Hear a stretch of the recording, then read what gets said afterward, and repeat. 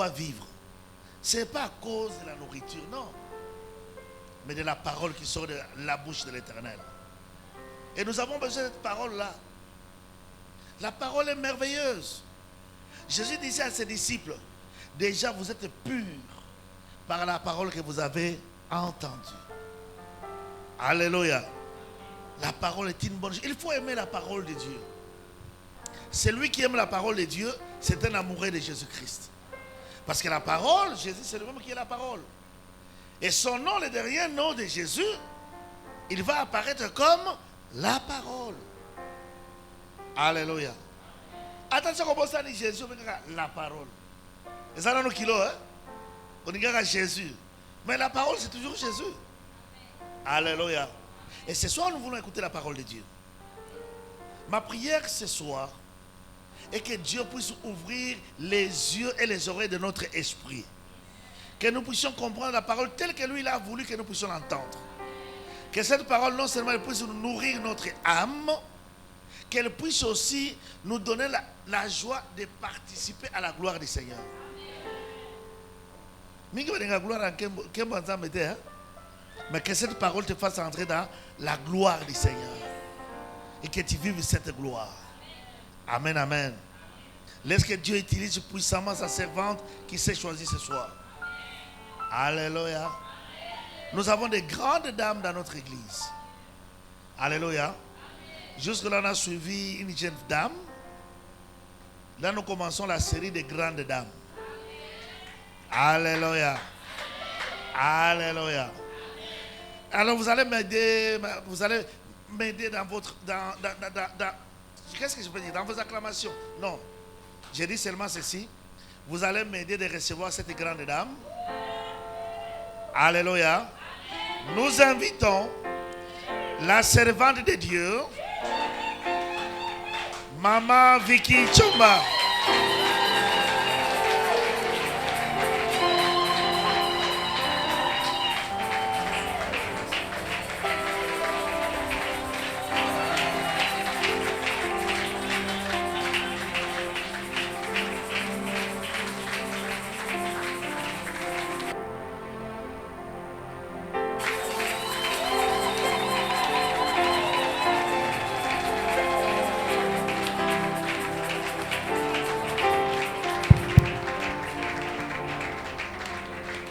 Betela e maboko azanzambe. Soko za esiko parce que ye azanzambe. Azana bomoy. Nalingi otombola ye lisusu abongi na lokumu, abongi na nkembo. Oui, azana bomoy, nzambe ya papa na biso chomba. Azana bomoy. Alléluia, nalingi otika momo na maboko na nzambe. Nalingi obondela. Opambola nzambe pona moma oyo. Lilobo ekolobama aweza mutute eza liloba na nzambe yango lelo yozwa quelque chose na présence na nzambe oyo parce que tiki ba activité na yo pamba te oyekati na yo esiko kuta na nzambe na bomo nzambe azokende de imitation nzambe azobongola makambo na vie ya bato nzambe longoli biso na kilocataire comme si biso babayer nzambe wana aza na bomo tobondeli Kolo to pession merci. Pourquoi na lelo yonde likali boso na nyonso. Zala na o esika lokola alpha. O cheminer na biso lokola omega. Na biso moko tokokite. Yonde kati na biso tokokisami. Tikete lokumu, kembo, masanzoli, ezonge pai na yo to yambika kali prière ya mosali na yo. Oya uti koloba kati na o esika yangonde salama. Na kombo na esto bondeli boye. Amen, amen, amen. Oui, vanda na kobetela ye maboko. Bien-aimé nzamba za malamu. Pokwa na lelo soki totelemi boye na o esika ezaka nzambe. Nde biso tozalaka tokokaka kotelema liboso na batu te. Alléluia. Bato asoni. Alléluia. Penza po pusa na botelema miso batu ezotala yo donc okokate. Yango esprit otozui eza esprit ya timidité te. Eza esprit ezoganga aba père. Yango yo pe okotelema mutu na jour na ye. Zalaka wana koningana te zalaka wana mukolo na yo okoleka na kati na o esika soki yo poza mote yo rote ya sango malamu ko welaka te tika ete nzambe ya papa Chomba apambola biso nazongisi matonde epai na nzambe nzambe azosala nga ngolu aza malamu napesi merci pe na papa na biso Chomba nga pe nazala mwana Chomba alleluya soki yo oza nanu te okoyeba yango alleluya nga nazala mwana Chomba alleluya napesi pe basali nyonso merci oyo baza kati na o esika na bayebani te basali ebele nde baza kati na o esika papa Elia lobaki soko leki na o esika kokanisa te yo moko nde te baza na kuku baza na maloba etondi me baozelaka occasion alléluia. Alors poto banda ce qui est exhortation bien prédication na biso nalingi nazonga nanu nsima tozala bato tobosanaka te nana okopesa thème ya année passée omoni 5 mois na ndako ebungisi makambo année passée 2019 ezalaki année ya plus que vainqueur siko nga nazwa na ngai elonga depuis année passée ya yo obwaki yango tobanda elonga wana ekokende na biso ti Yesu akozonga parce que nde mobimba nzambe atelemaki apesa biso elonga mpe nzambe anasalaka miracle moko na bamama bayebi akatisa biso année 2020 bien avant. Je crois que 4 mois avant ou bien 6 mois, nous avons katisi bino déjà. Alléluia. Nous avons yebaka ke ba Covid et koya parce que Nzambe. Alléluia. Bon on a elongo apesa ki biso elembo makasi eza linja 21. Alléluia. Et siko etozo tonge sika to ba ko tia ba mbongwa. Lem so tuna papa est-ce que to kosomba pe sika mu kolonini. Alléluia. To changer ba stratégie. To tia kata ba one. Alléluia.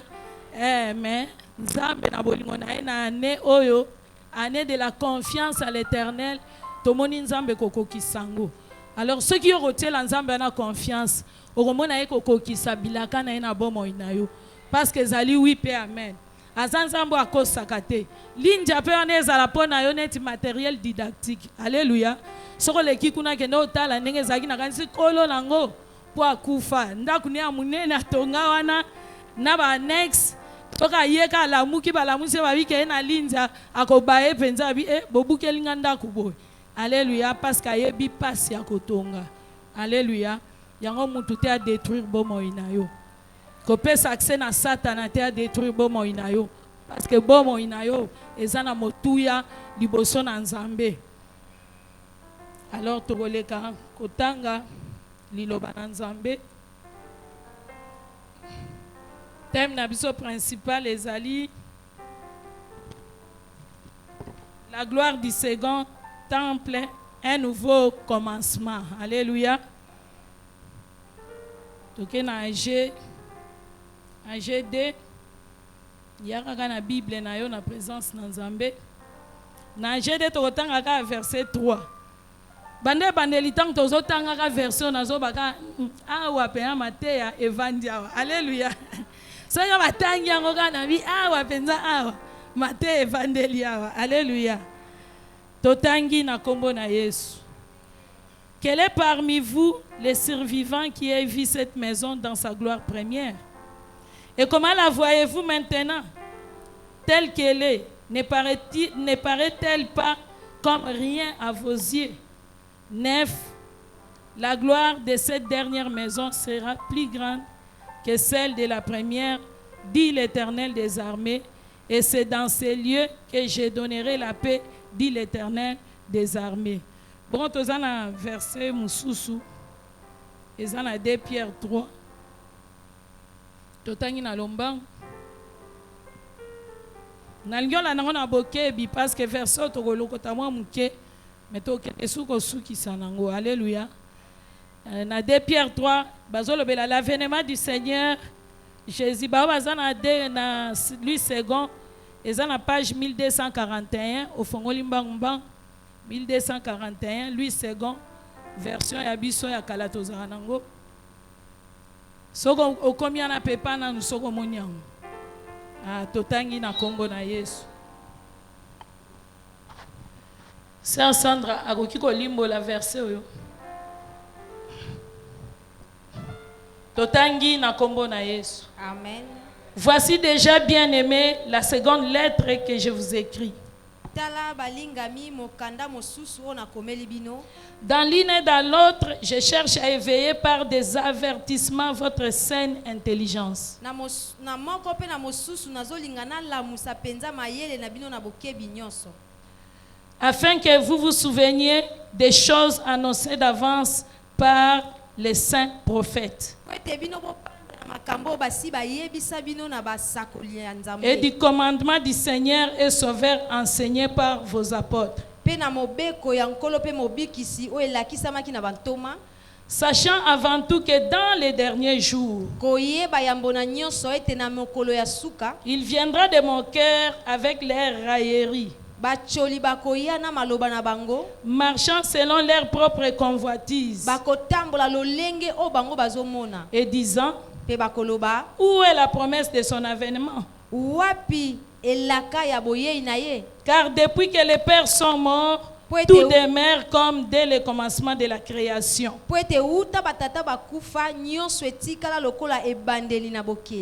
Mais ils veulent ignorer en effet que des cieux existèrent autrefois par la parole de Dieu.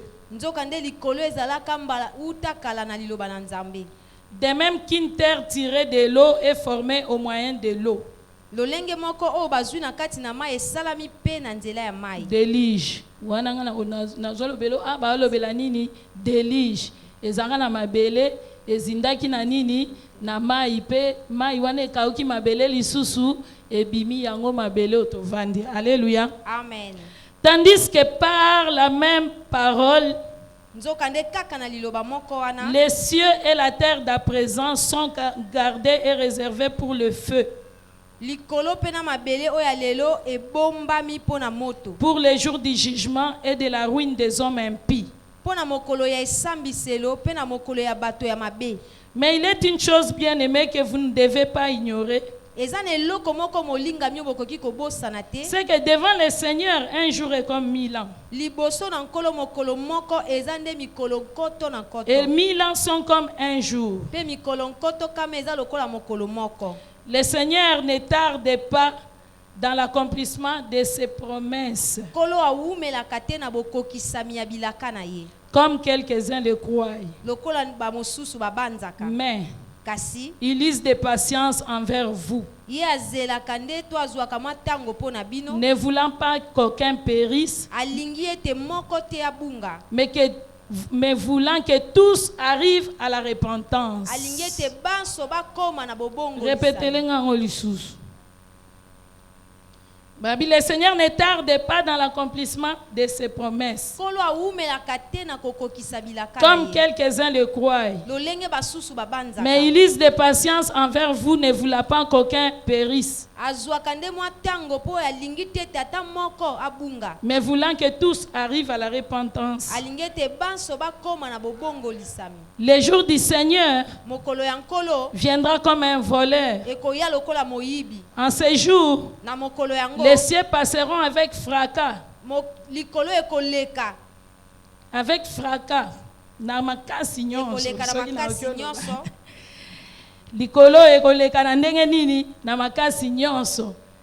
Les éléments embrasés se dissoudront.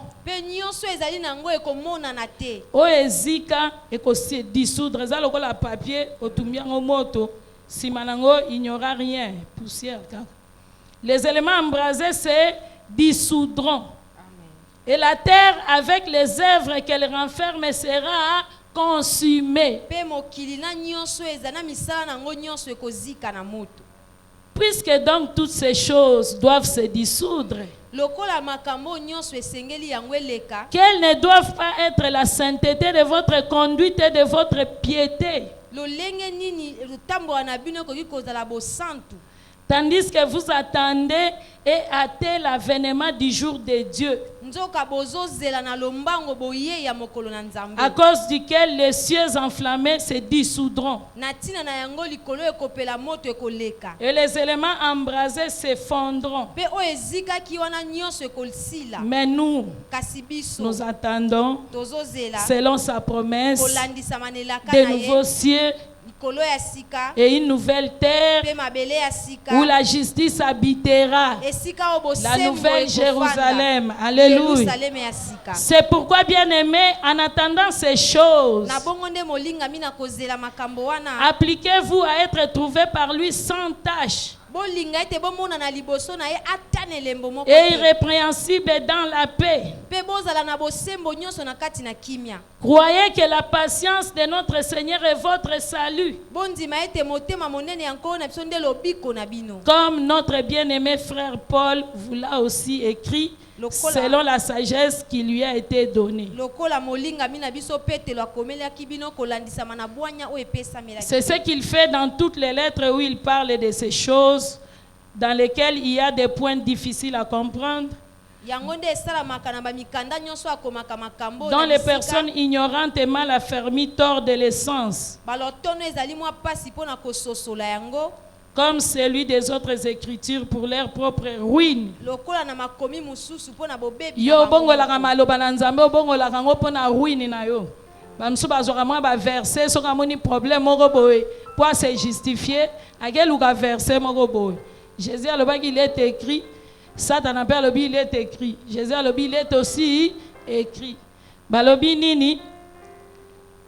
Et il y a des points difficiles à comprendre dont les personnes ignorantes et mal affermies tordent l'essence, comme celui des autres écritures pour leur propre ruine. Eza na balotono mosusu o eza mwa pasi mpona kososola, nzoka nde bamosusu bazwaka babaloli yango mpona libebi na bango moko. Vous donc, bien-aimés, Bino balingami qui êtes avertis, o babendi makanisi na bino, mettez-vous sur vos gardes, ozala penza si basindi de peur qu'entraînés par l'égarement des impies, kobanga ete komemama na bato basi babebi, vous ne veniez à déchoir de votre fermeté. bino pe bobeba na bosembo na bino, Baninga mabe, mais croissez dans la grâce kasi bokola na ngolu et dans la connaissance de notre Seigneur et Sauveur Jésus-Christ. pe na boyebi ya nkolo pe mobikisi na biso À lui soit la gloire maintenant et pour l'éternité. Amen, amen, amen. Amen. Thème na biso ya pokwa na lelo ezali accepte d'être rebâti afin de vivre la seconde gloire. Ndimo sala nini otongama pour être yobika seconde gloire. Pourquoi accepter? Parce que Nzambe na biso ne tomoni ye akokangaka yo jamais singa. Ako force na makambo susu te. Ya teka liboso na lobi na tie kufa pe bomoy pe pona bomoy po sala nini obika. Donc jamais Nzambe akokanga yo singa, donc e dépendre na yo moko. Mais souci na Nzambe na biso eza nini? Alingi te mutu moko te azanga seconde gloire, parce que seconde gloire tozolobela il faut même tina vie éternelle, tina nouvelle Jérusalem esuka kaka awate. Yango moni na age bazolobela reconstruction à temple. Alléluia. Reconstruction en temple, pourquoi balobeli yango? Pourquoi nzamba bana kotiaka sete temple babuka na bango bandakala? Yekutu liboso to yebi biso nyonso babandaki présence ne banda okita na mongombo o babengi arche de l'alliance. Alléluia. Babandaki kotambusa tambusa ngo bakena ngo gauche, bakena ngo droite, suka suka baye koyiba na ngo ba Philistin bakena ngo. Alléluia. Ezalaki na kaka présence na Nzambe. Alléluia. Yango même na Israël na mire ya lamentation o ezandambu ya mire ya Salomo, il y a encore la présence de Dieu là-bas. Pour ceux qui présence nezaki na moi qu'est-ce wana est-ce que Nzambe qu'est-ce ko contenir ye te. Ça veut dire que soka lingi kaka akita na bomo inayo apanza na muntu akwarete ye azate muntu akolonga la présence na Nzambe na bomo inayo azate yo zala kaka disposé. Yango tomoni sima na ngonza mabite batonga lisusu temple penza nete kangami boye mutu akoya koyiba arche de l'alliance azate evanda nango. ezalaki boyokani ya kala nzambe alingaki avanda kati na bato papa alobaki déjà kati na esika alors bayaki lisusu babuki temple wana bien aimé na makanisi na omona boy soki temple wana pe ba bande ko ya wana to bakambi to nyo bazaki ba santu nzambe alinga permettre te temple wana esani ebukana alléluia alinga permettre te yeba biso pe na o esika lokola to tambola na kobanga nzambe ko bana na visionnaire tina se ata mbonge yendeni ya biso temple bakosimba te babuki temple a liboso evandi pe bambule ebele baye lisusu batongi temple oyo ya Zorobabel atongi temple ana isu bazwi yango lisusu nini babuki yango nzambe abina moni bato ba comprendre te oyo ekomi maseki siko témoignage ekende ndenge nini siko na komitongela temple oyo yanga moko ekouta api na lola ekokita totala nani mutu akobuka yango alléluia pour information nazo biso ke temple troisième temple si etongama soki oza ignorant troisième temple eza Jésus-Christ de Nazareth soki eza na bato bazozela su temple mosusu etongama ekotongama nango mais ekozala volonté ya nzambe te présence na nzambe ekozala kuna te po mutation esi esalami alléluia makambo esi ebongwani ndenge eza wana Israël eza na barabin badocteur de la loi bafandi wana okuti mpe na bureau na etala balivre etondi wana me catholique lemsa yebine pe nzambe te bato catholique bolimbisanga mutu akioza na catholique pe yamba pe Yesu asambelaka ye ya solo azelaka nzambe ayebise déplacer kende kuna alléluia mais mon papa na mandefu milaya na balineti neti yanga rabbin soka expliquer ba écriture donc a expliquer en kitoko mais pona ya zelaka kaka Yesu azonga temple tongama ore ko salamaka lisusu te temple déjà esi eyaki eza Yesu Kristo oya yaki nzambe mombalati nzoto kati na Yesu akiti na se po ya kotonga bomo ya yonanga ya pesa ki bomo ina ye po bomo ina yona yanga yesala nini etongama bien aimé alléluia pe bomo wana ekoumela seko mutu akobebisa yango azate yango tika nzambe asala nini atonga yo na pokwa na lelo alléluia temple ana pesa na problème pour etongama nazo beta setana eza un problème po yeba ke nzambe basakana na ete apesa mutu première chance so to benga ngolu asale su deuxième ngolu o sakana na ngolu metango apesa mu Congo e comme trop tard nzambe apesa bango mu Congo yango biso to koti lelo biso to koti na seconde gloire pour susciter moi jalousie na bango kuna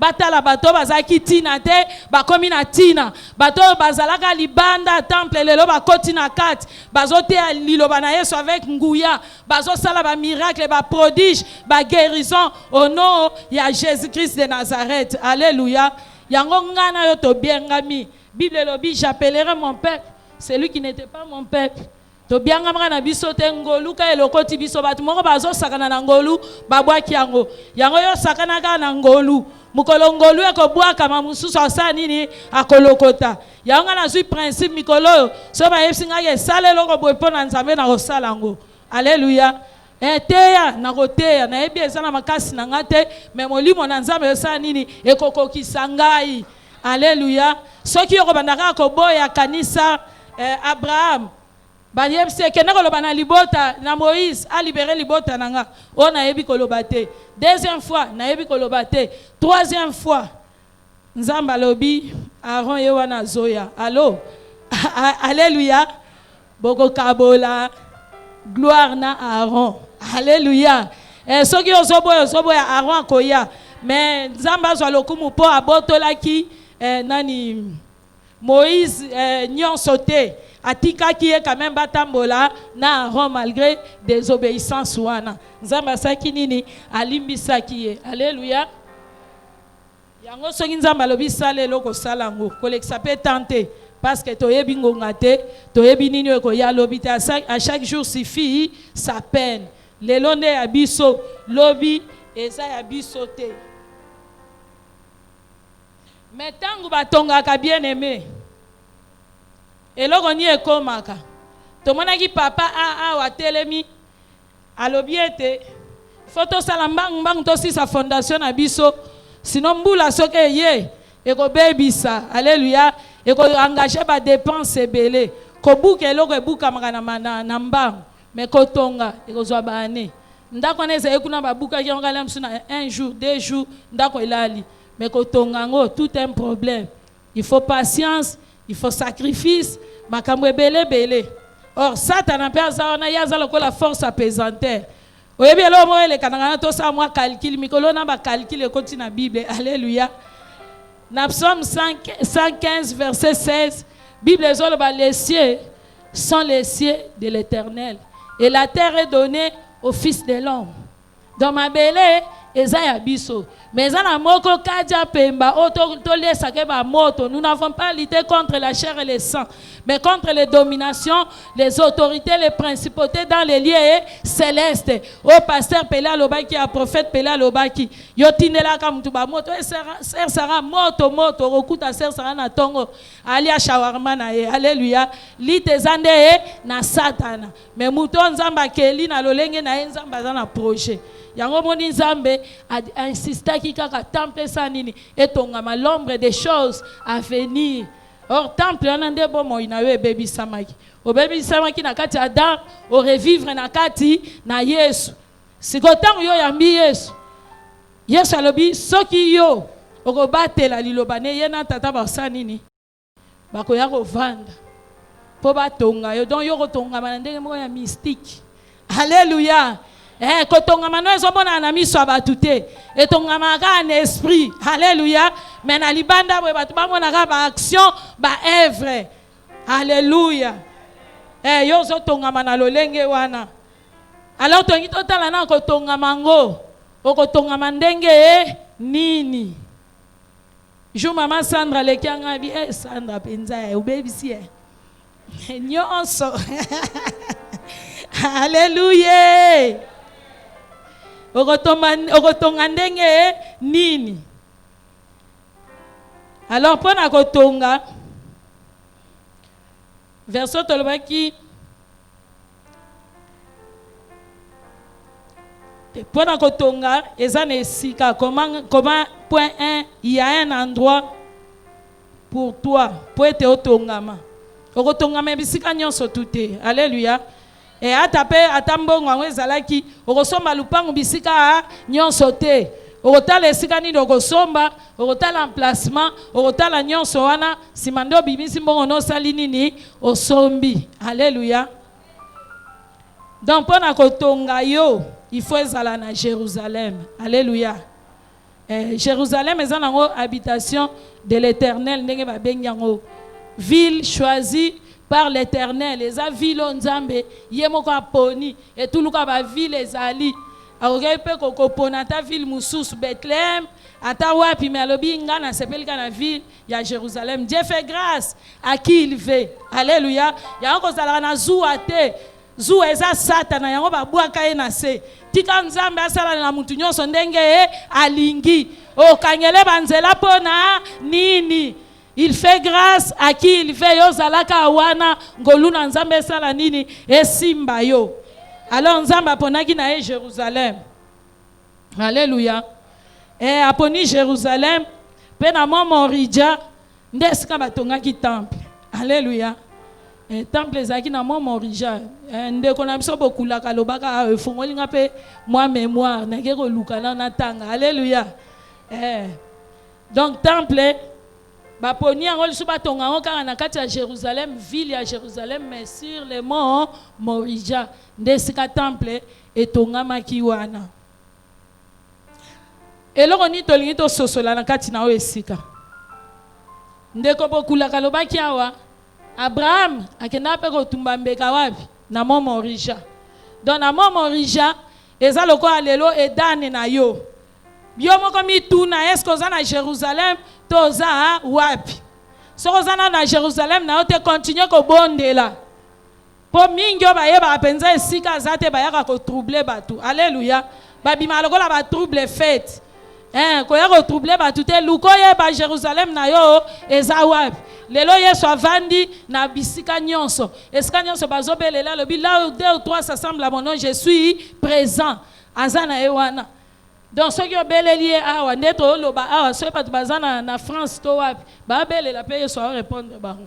Donc a panzana na ye akatana bitendi yango kabaka Yesu kokanga Yesu te pesaka Yesu na batu parce que Yesu azapo na mutu nyonso parce que ozana motuya yango nzambe mo makeno ku felo na ekulusu po azwa place na yo yango kondana ka pe batu te ngape liboso na zana condamnation évangile la condamnation e pona nzambe ebisinga te boyete présentaka nde bango epai na kolo parce que nga moko le créateur nde na opesa bango forme donc na makasi na biso te na ngolu na nzambe nde tokotongama. Alléluia.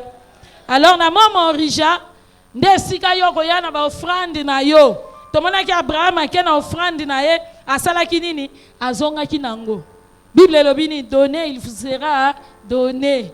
Oyo pesi osala nini okoretrouve yango yango tika okende soko yebi ke morijano eza na o esika yakaka na baofrande na yo na badimi na yo wapi na morija atoke mboka nini tindaka mwa dimi na yo na wapi na morija na yo ezali edan to ape na batémoignage ya bato batia mwa eloko kote kuna eloko wana c'est tout un mystère ya ona yebiso ke na esika oyo toyaka koblage te toyaka ba nzamba solo nzamba bomoi nzamba papa oyo akitaka na o esika yo kaka ndo simba na yo ye soko simbi nzambe wana akobongola vie na yo.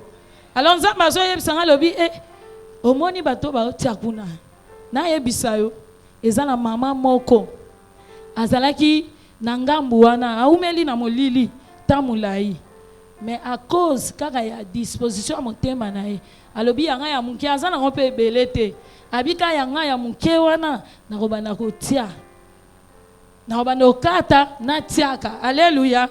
Nzambe amonaki yango nzambe mutu atangaka mitema na biso yango tout etani a découvert devant notre Dieu kovandaka na okaniselaka baninga mabe te mpo soki nzambe alobi alivre yo akolakisa misu tobombaka parce que toza mpona kodétruire te mais mpo totonga tokende liboso nouvelle Jérusalem eza ya biso nyonso yango tobangaka esika nzambe azali soki nzambe aza ya solo nyonso ezaka nango polele tout etani ye a découvert mais yo saisir grâce parce que ndoki munene eza nde satana alokola force apresenter yo soko olingi omata ye asali nini abendi yo. Alléluia. Olinga o mata boye abendi yo ngana okyo sauter boye na ko se retrouver na zongi na c'est jamais na otika na espace eza na moko alinga sala neti ba je taonda. Alléluia. Alobia ko mata ndenge Yesu amata mata na yepe nzamba tiki ye orgueil na ye matisi eti na niveau moko le nzamba lâchaki ye poa apanzani histoire esila bameka nzambe te. Alléluia. Yango temps ezopesa melabiso il use de patience envers tous ne voulant pas qu'aucun périsse mais que tous parviennent à la connaissance de la vérité. La patience de Dieu c'est notre salut. Soki nzamba azomela ezapo yobika soki pele azomela po azonga ezapo yobika. Alors il faut que cette bonne parole soit prêchée au travers le monde entier puis viendra la fin. Soki amoni bato ya bongisaki po bakota bakoki Yesu akozonga. Alléluia. Yango somba tango. Les jours sont mauvais. Ata Covid to ete abiso. Omoni anakini na RDC to bosa nyambango parce que to vivre be fait na ngote. Alléluia. Mais na Italie ba vivre ki be fait. Bazo na ona na ba camion ya frigorifique oyo. Batandi yango na ba okotsa bimelo lokola ba sardine. Bazo stocker bango kuna miso bato esa nini ezomona. Est-ce que tout le monde a été président Masangani kosenga pardon et pas in Nzambe mayele sili moko kutu ya likolo alobi bazo ata ba désinfectant bando sokola batu na ba poumon batu o technique ni lisuso yango soko za na Yesu nde ozui boanya. Alléluia. Il use de patience envers tous ne voulant pas qu'aucun périsse mais mutu nyonso à parvenir na connaissance ya vérité. Patience na ye epesa yo temps yo ye banzambe yo simba nzambe soko so simbi no nzambe biloko ozoluka eza pamba biso tozaka oleki a moment okelela so boke ba veiller boye ba yebika soki olateke lambo yo papa kolata ngo. Alléluia. omoni mpe moto akokanga mpe monoko te alobi nayebaki kaka bokolata boye. Alléluia. Teni ya komba do bilamba eza te. Alléluia. Kangama na nzambe akosala bolamu. Akosala bolamu. Ozoluka lelo ezoluka yo mais na présence ya nzambe. Yango koza motema moto te. Elenge mwasi sepela na muke oza nango. Bomba virginité na yo, bomba bomwasi na yo po ete nzambe ayeba na kopambola yo. Alléluia. Parce que nyonso tozoluka eza na présence na nzambe. Soki yo lingi lukaka nzambe, nzambe asaka ni balukaka ye.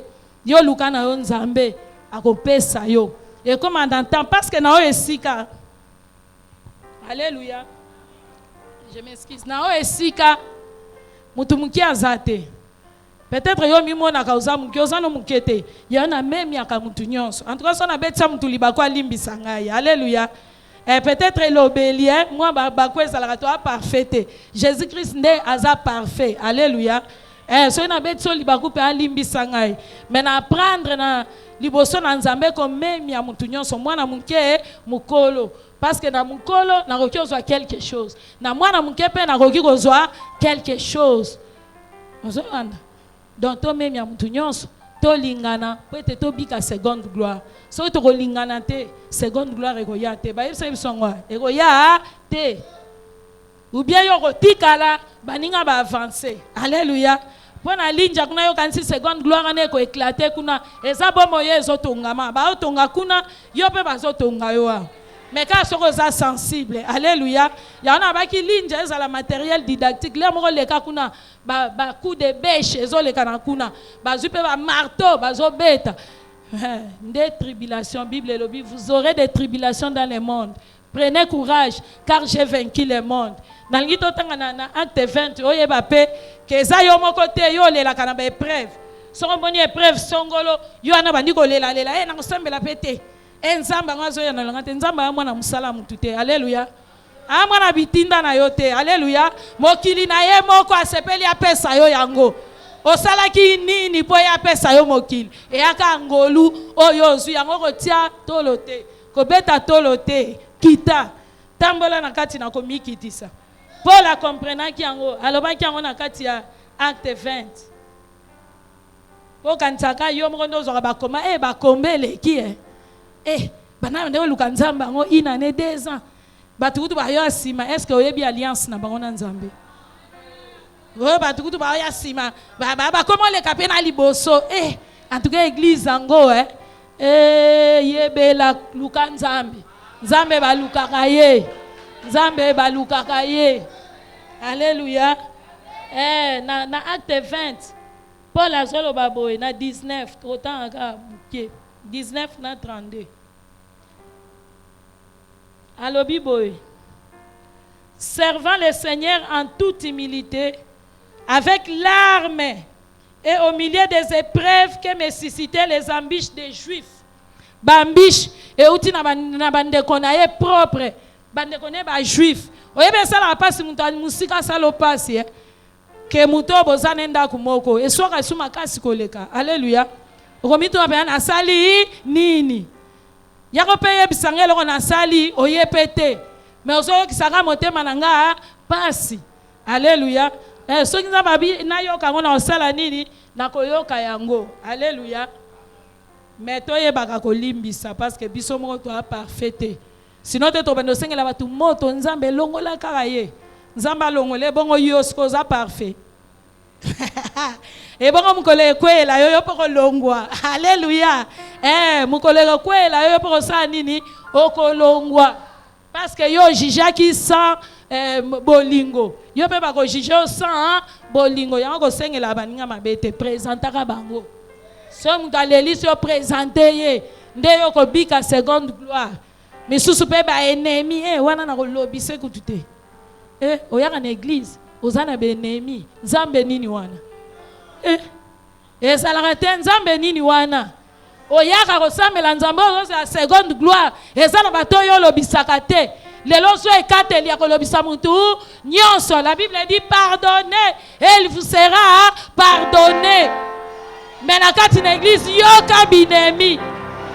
Yo kabinemi a sepel sangate bote na moko mabe na yo moko. D'ailleurs na créature nyonso mutu mabe aza te. Osa belle créature. Alléluia. Tout à katolo nengo sali balobaki na biso tosa mokuse sepela wa mulai sepela osa mwindu sepela wa pembe sepela wa munene sepela. Alléluia. Yeah. Na 23 na acte 24 23 kaka Paul alobi natango azokende awa bayebisaka kende nde Jérusalem kuna bazozelo me bapekisaki ye lokola azwaki vision asimba vision na ye alobaki akokomaka ti na Jérusalem mpe bakangaki ye baliaki ye na bachaîne kande babanda oyebisa profesi ezalaki ya lokuta te me ye pasolaki na Nzambe ne asimbaki yango nde azoloba biloko oyo. Alléluia.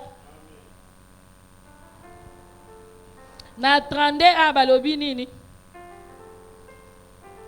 totangi boye bakezalaka yo moko te batu pe bazali Bible lobi tango yo environné d'une si grande nuée de témoins qui mambangu na carrière o efongwameli yo kotelema te parce que ba témoins bazali batu ba vivant makambo yo zo vivre na bazali yo te mutu aliboso l'air musupe ya bango ezaki ya makasi koleka yo me bakangaki mutema bazalaki ka wana na présence na Nzambe batika Nzambe te babane koluka ye suka Nzambe asali nini a justifier bango na ne oyo est-ce que Nzambe alakaki ko justifier biso te na psaume 37 c'est notre psaume de l'année parole Nzambe apesa biso ya ne mobimba soko tangi kuna Nzambe bi pratiquer kaka ya kosala nini akokata makambo na yo ya kosala nini akokotisa yo na badroit na yo. Alors Paul alobaki seulement de ville en ville l'Esprit Saint m'avertit que des liens et des tribulations m'attendent. Alléluia.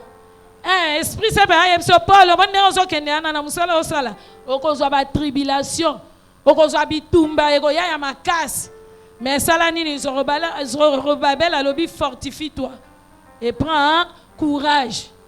Donc yo telemaka ngui. Mais je ne fais yoka ndenge ya lobi po yo imiter alobi boy alobi je ne fais pour moi-même aucun cas de ma vie. Donc vie na ye ya mana otango kate. Je ne fais pour moi-même aucun cas de ma vie comme si elle m'était précieuse. Pourvu que j'accomplisse ma course avec joie et le ministère que j'ai reçu du Seigneur Jésus d'annoncer la bonne nouvelle de la grâce de Dieu.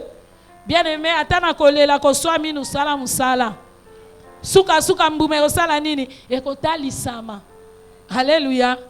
Nzamba azotonga yo kansi ba fruit esprit etonga makabo la bonté, la douceur, la patience, la bénédiction. Alléluia, ba mwa makasi la bénédiction etonga makakara boyete. Alléluia. Atala vani na ndaku ngamo kwa na kozwa bitumbaka na kati ya ndaku eza na likamte opo nazalaki kofutela bayera betinga libaku Nzambe akoluka nene abetso libaku. Alléluia. A permettre azotalo alobi est-ce que mwana ngo akoli na betsena libaku est-ce que akoli. Alléluia. Nzambe eprouvaka biso mabende yokuta na beprevo yo moko luki wana ndengambu. Alléluia.